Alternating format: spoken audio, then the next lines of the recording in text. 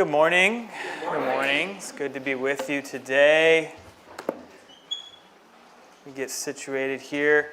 One, I am thankful it is not 85 degrees out. So I don't know about the rest of you, but I have a capacity in the heat in about 75, 77. We're in our sweet spot. So we're doing good today. And my full-time job is as a beekeeper. So what that means is I put on this whole extra suit. So when it's hotter out, I'm sweating profusely in this suit with the bees, inspecting, etc. And it's not all that fun, actually, when you're so warm. And as a beekeeper, I've learned a lot about bees, about actually keeping bees, about the business aspect of it. And for the most of my job, I am a one-man crew. I just work by myself most of the time. So as an introvert, I do enjoy that majority of the time.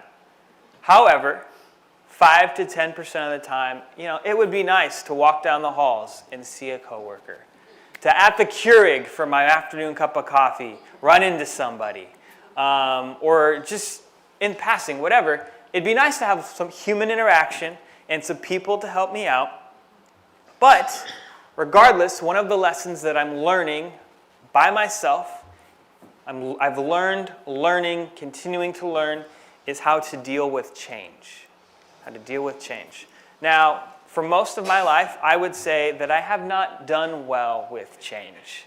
My wife can probably attest to that on some level. I am a creature of habit. I like structure. I like patterns to my life. Schedules. I'm a big scheduler. Like, hey, let's put it in the calendar. What does the calendar say? Our calendar's color coordinated with like 8 different things. This means work. This means family. This means fun. This means friends. This is your work. This is school, etc. I like structure to my life. As a beekeeper, I have to be flexible. Because if something happens in 3 days, I have to check it. Or if there's a queen who's not doing what I want her to do, we got an issue, and I got to be flexible with that. We got to raise a new queen. We got to replace something. There can be issues that happen in the job that I have to deal with. And frankly, I don't have very much control over the bees. Like, they don't listen to me. Or I say, hey, let's not sting you today. Let's just be on the same page about things. Or, hey, I'm going to feed you, and then I'm done. We cool? No, we're not cool. Bees don't listen to my command.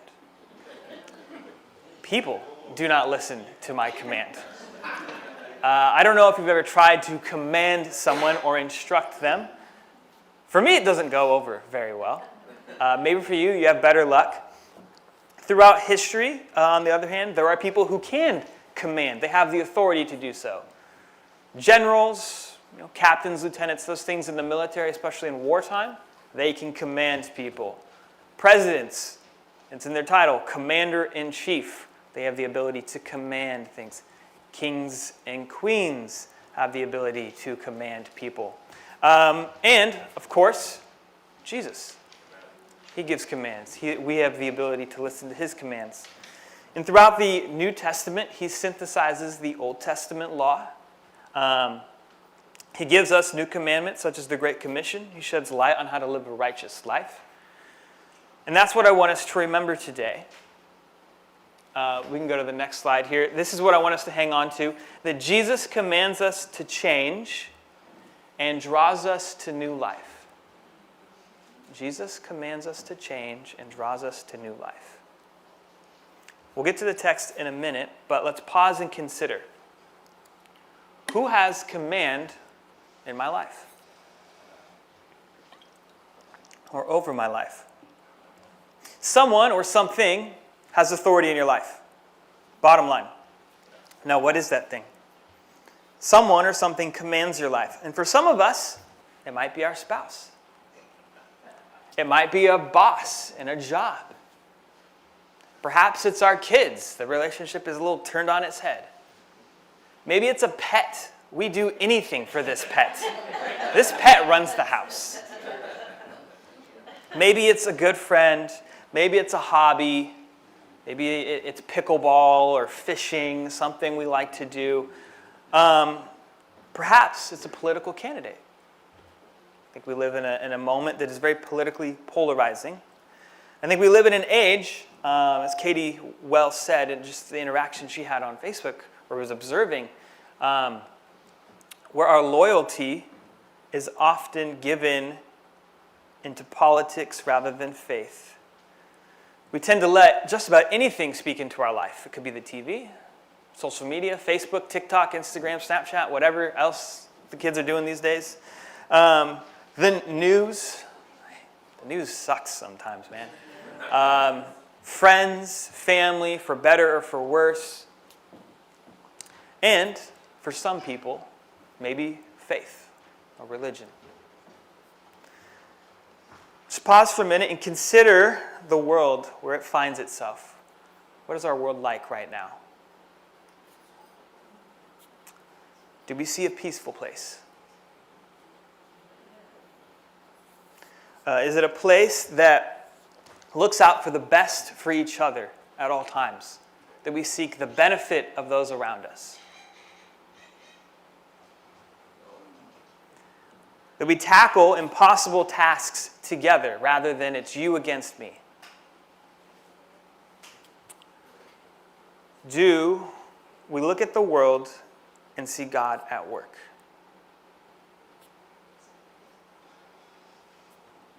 Or do we see something different? Do we struggle to see that? Right now, I would like to say that at least for me, maybe I'm wrong, maybe I'm going off the deep end here, but it feels like we're in an impossible moment. What comes next? I'm not fully sure. What does the next 5 years look like? I don't know. We got AI right now, like the Terminator might be coming around the corner. I don't know. I'm not a fan of that idea. I've seen the movies, and it doesn't end well. Okay? Not a fan. Any prediction of what comes next beyond this impossible moment, I don't know. But what I think we can do in the midst of this is we can come to God. Amen. There's these things going on around us. In a sense, the world is unpredictable. We don't know what will happen. But in a sense, at the same time, God is sovereign and God is still in control, and we can come to Him. So although there's a world that is chaotic and uncontrolled, what we can do is we can approach God's text in humility, see what He has said in the past, and see what He is saying now.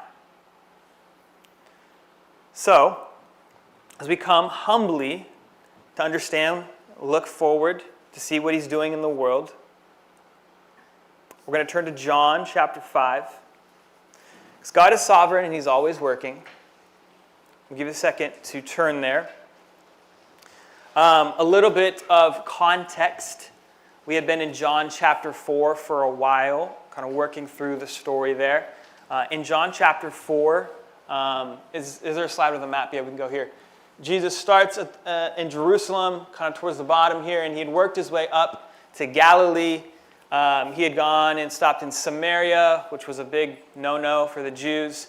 He had an interaction with the woman at the well, where he knew her better than she knew herself. And the short version of the story is she takes him back to her village, and this whole village comes to faith. Jesus then moves on to the town of Cana, where someone comes talking about their son needing healing, and then Jesus heals this son from a town over, 18 miles away. And this guy goes back on the road, finds out that his son is healed. When did this happen? At the exact moment that Jesus proclaimed that his son would be healed. That is chapter 4. We jump in to John chapter 5. If you've got your Bible, feel free to open it. It's on page 698 for me, if that helps. I don't know. John chapter 5. After this, there was a feast of the Jews, and Jesus went up to Jerusalem. Now there is in Jerusalem by the sheep gate a pool in Aramaic called Bethsaida, which has 5 roofed colonnades. In these lay a multitude of invalids, blind, lame, and paralyzed. One man was there who had been an invalid for 38 years. When Jesus saw him lying there and knew that he had already been there a long time, he said to him, "Do you want to be healed?" The sick man answered him, "Sir, I have no one to put me into the pool when the water is stirred up, and while I am going, another steps down before me." Jesus said to him, "Get up, take your bed, and walk." And at once the man was healed, and he took up his bed and walked. We're going to pause right here. This feast, thought of by many commentators to be the Passover feast. So Jesus went from Jerusalem to Galilee, comes back down, comes to Jerusalem, and he'd been in Jerusalem many times of his life at this point. So he knew the city, knew it well, and he went to the sheep gate, or this pool. Would have been considered a pool of healing. So as it mentioned, the text mentioned the stirring of the water. It is believed that an angel would come and touch the water and stir the water, and the water would have healing properties. So the people who needed to be healed would, I don't know if they raced, but they would more or less, first one in, gets healing. I don't know. So they pursued this pool. So Jesus knew exactly where he was and what he was doing. Typical of Jesus. So he arrives here, a multitude of invalids. I don't know what a multitude means, but it's a large group of people. So in this place, people who can't walk, people who can't see. I just imagine people laying down against the walls or maybe next to the pool, just hoping the water stirs and they fall in and get healed. If you were to do a modern comparison of what this could be like, perhaps it's the ER or a walk-in clinic, and everyone's lining up to see the doctors and the nurses, and there's no doctors and no nurses, and it's just this place of hurting people. They have no other place to go, and there's a chance they can get healing here, so this is where they congregate. This is where they gather. I imagine, maybe we've all seen this somewhere along the roads here, a large homeless encampment, that this is just where people in this situation are at. This is where they have gathered together. And there's brokenness and there's hurting in this place. In short, this is where Jesus knew he needed to be. He knew there were people in need that needed healing. So he finds himself here, probably at the Passover feast. And one unlucky, and I guess lucky man was there. For 38 years, this guy had been an invalid. He had either been blind or lame, unable to walk. 38 years of being sick. 38 years of hoping for healing. I don't know about you, but when I have a cold for 38 hours, I'm frustrated. When I have a fever for 38 hours, I'm very annoyed. This sucks. And one night of the chills is terrible. 38 years, I can't imagine. Thankfully, that's older than I am. And so, it's a long time is what I'm trying to get at here. 38 years of waiting, wanting healing, expecting, hoping, and not being able to get it. I can't really imagine a more depressing life circumstance. And I'm going to wager this guy had seen friends get healed at this pool. Maybe he'd even seen friends die because they had not yet been healed. I'm not sure. But this is where he is at. And I was preparing for this message this week. I listened to a talk by A.W. Tozer. He's kind of famous in the Christian Missionary Alliance, pretty important to our history. Anyways, he called this the impossible task. This interaction he labeled the impossible task. As I said, there was a belief that an angel would touch the pool. The healing would be able to happen for going in the waters. And I imagine this guy tried time and time again to get in the water. I imagine at one point he may have had a friend or two who tried to help him. Maybe he had family at one point tried to help him. But he could not. neither his strength or his friends, any help. And so he just laid there. I imagine his body stiff, cramped up, not able to really do anything. No one left in his life to help him. And this is when Jesus comes into the equation. Hey man, do you want to get healed? If I were him, I would have several things to say to that. On one hand, I'm a little sarcastic. Oh no, yeah, I'm good. No, I'd like to stay like this. Thanks for asking. On the other hand, I might be a little bit angry. Well, duh, yes. You want to get me into the pool? Like, can you stir that thing up for me and drag me in or something? Another part of me might be just baffled at the question. But he doesn't respond in any of those ways. Instead, he responds in pain. In essence, I have no one. Another way, I cannot be healed.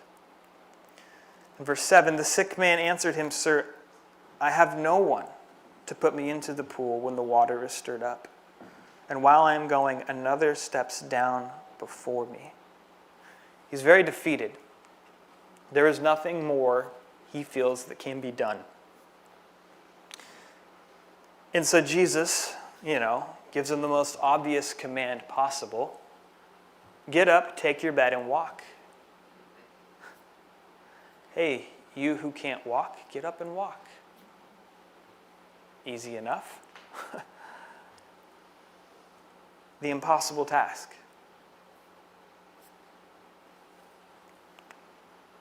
Shouldn't be done, in a sense, can't be done. No prayer that starts this. It's just a simple command given by Jesus. Get up, take your bed, and walk. And what does he do? In a sense, this command, this interaction, this sentence, this moment, this 4 seconds or a minute, I don't know. How bad do you want to be healed? Are you willing to listen to me right now? Will you do the impossible? Will you try to do it? And at once the man was healed, and he took up his bed and walked. This moment of decision, he could have done many things. He could have complained. Could have said, not possible. Could have rebuffed. Could have tried to have a conversation of like, okay, so what do you propose? How's this going to go? A.W. Tozer also said of this interaction, the ability to obey came with the decision to obey.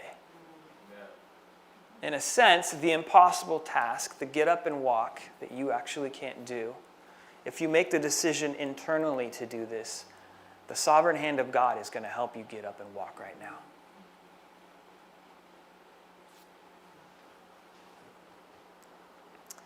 Healing was on the other side of following through. The impossible task. When I was 12 or 13, I'm not going to tell you the whole story here because it's embarrassing, but I broke my arm. Okay, the moral of the story is I broke my arm. All right, I'm going to out myself. I broke my arm walking up the steps of a school bus. I fell, broke my wrist. Pretty embarrassing. But I saved the Mountain Dew in the other hand. So, I was casted for 6 weeks. And in that 6 weeks, it was my left hand. One, I'm right-handed, so I just can't write left-handed, period.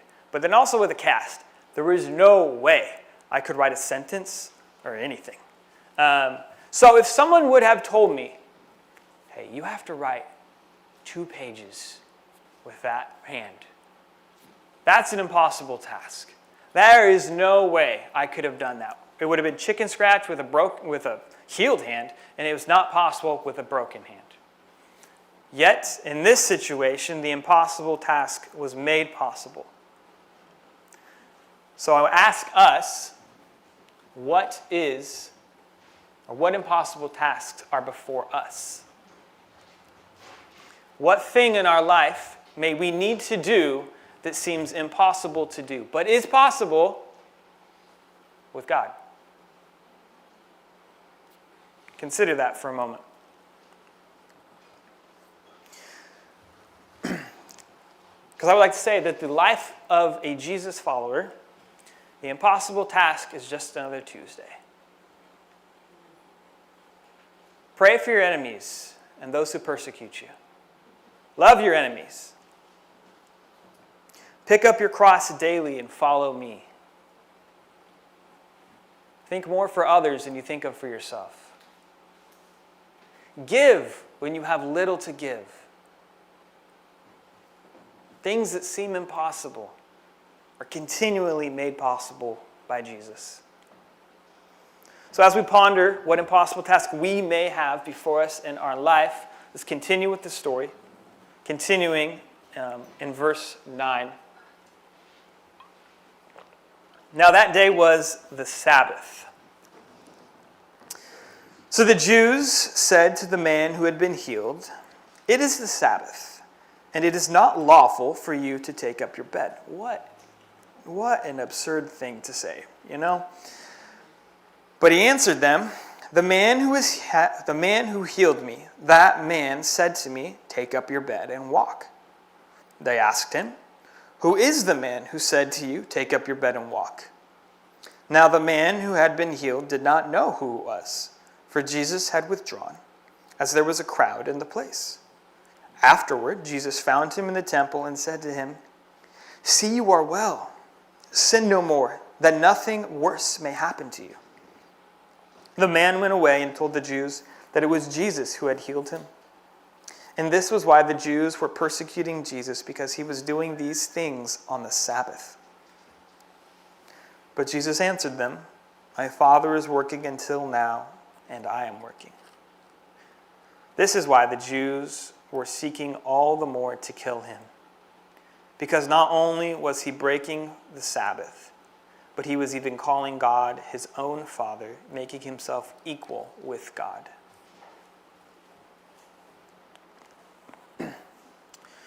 So the Sabbath to the Jews is a very important day. Hope it's something that's important to us as well. It is a holy day once a week. We see in the creation story, God makes the world, heavens and the earth. He takes the seventh day to rest. And Moses gives the law in Exodus 20, where he includes the Sabbath, a day of rest, a day to stop working. This is important to the Jews. Continue in this tradition. However, like many things, unfortunately, humans added on. They added rules to the Sabbath, such as how many steps you can take on the Sabbath day. Yeah, imagine counting your steps back then. You don't got a step counter on your phone or something. It's kind of annoying. What they lost sight of is the Sabbath is significant, but people are always more important to God. They got twisted up in the rules of it all and lost sight of the people. That's why the Sabbath was important.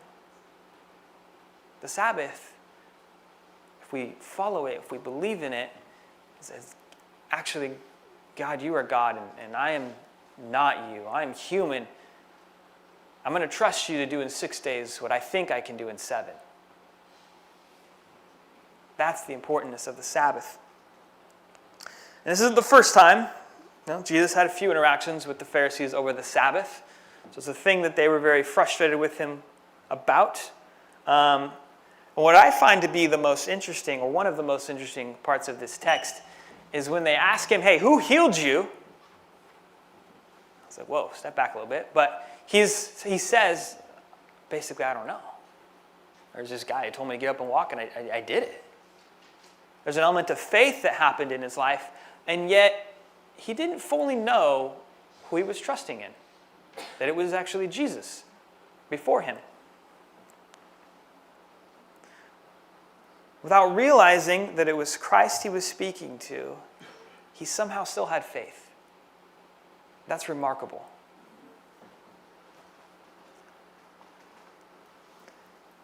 What I would consider maybe the second crux of this story is Jesus' response to the man. He obviously knows the Pharisees are kind of upset about it right now. But he runs into the guy. I mean, he probably found him on purpose. And said to him, "See, you are well. Sin no more, that nothing worse may happen to you." Sin no more. You are well. You have been healed. This is awesome. Also, don't go back to the life you were living. Live a changed life. Live differently now because you have been healed. Now live out of healing. Don't go back to the life you lived before. Stop sinning. In a sense, this is kind of always the next step of the Christian life. To stop sinning. To distance ourselves from our sinful habits, our sinful patterns. And the more we mature, the more we see, we realize, okay, I'm not doing maybe as well as I thought. Or I'm sinning a little bit more than I want to right now. From death to life is not a one-time thing. Yes, there is a one-time commitment. There is a decision to follow Jesus. But distancing yourself from sin, which is death, is a progressive action. It takes time. It takes maturation. We progressively distance ourselves from sin. If there's a spectrum in life, sin is on one end and holiness is on the other. And God is holy. Holy, holy is the Lord God Almighty. He is the most holy. That is, if you want to call it a defining characteristic, you can, because on the opposite is sin. And naturally, we are sinful people, but the more we get closer to God, the further we distance ourselves from sin. And so Jesus, in his infinite wisdom, knowing he healed him, he brought him out of the muck and the mire, says, go and sin no more. He doesn't say, you can't be friends with anyone, or you can't potentially help others. But don't live that life. Don't be that sinful person any longer. There's a thought in our world that, if we are people of Jesus, or if we say we like Jesus, or sure, I follow Jesus, that's good enough, right? That, all right, cool, I'm good, or there are maybe people who teach that, or you may have heard that somewhere. There's movements that are Christian that all they do is promote Jesus' love, and that is all. Jesus is important. He's the foundation of our faith. And at the same time, there should be a conviction of our sin because we are in love with him and we are following him and we are distancing ourselves from the things that are not of Jesus. So by following Jesus, there's a conviction in our life to abandon sin, to abandon the sinful ways. He is love, and he is so much more than that too. And this conviction should change our life and draw us unto holiness. Not a holier-than-thou attitude, to be clear, but closer to God. As we continue in the text, we see the Jewish leaders, they had an issue with Jesus. They were not fans of the healing on the Sabbath, but also his response. Jesus answered them saying, "My Father is working until now, and I am working." Okay, sure. If I can translate that for us, God is at work, and I am also God. So, that's a big deal to proclaim you are God, especially to the Jewish people. Comparing oneself to God is in fact blasphemy, unless it is true. To say you are God is blasphemy, unless in fact you are God. So that raises the question, is Jesus who he said he is? Is he God as he proclaimed?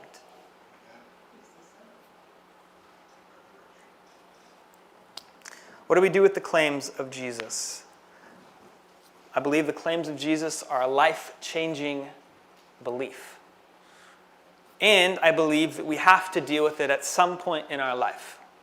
whether it is very young or very old or somewhere in the middle, it's something we have to confront.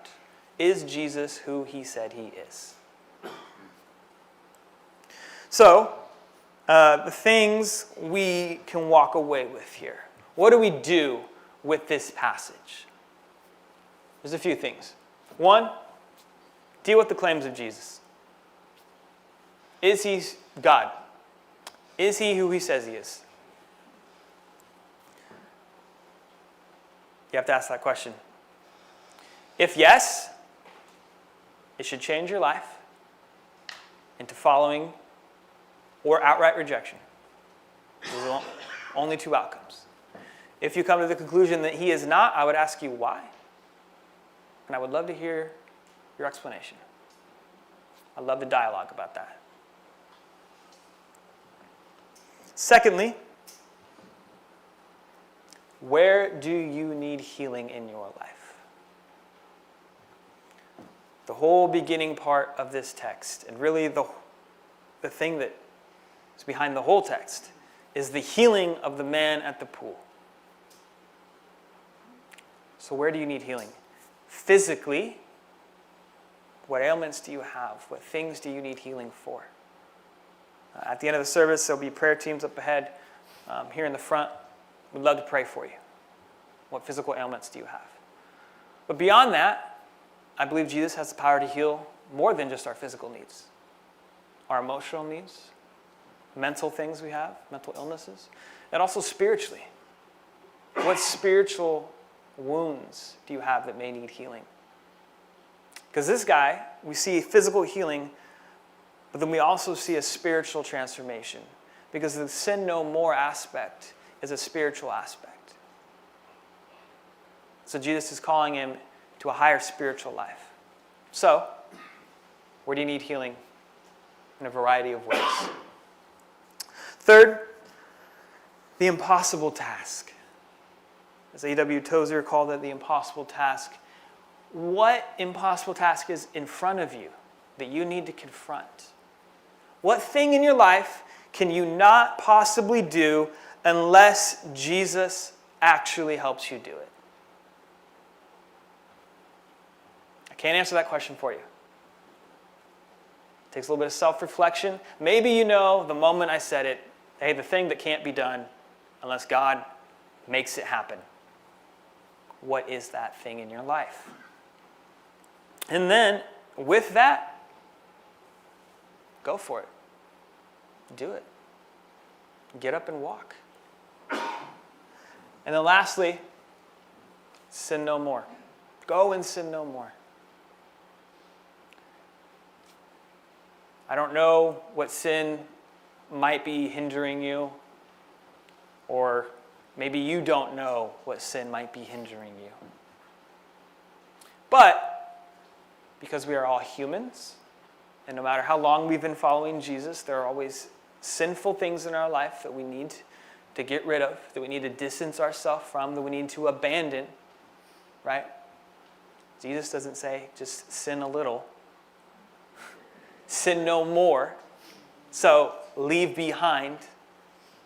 Leave it in the dust. What sin do you need to let go of?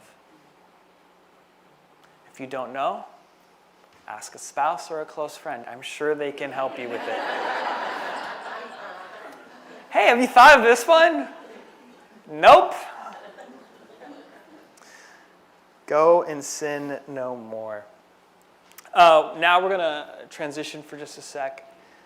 In a moment of reflection on these things, consider these what you need to do next. We're going to have a song play, reflect on this, and then I will come up, close the service, and we'll have the prayer teams come up.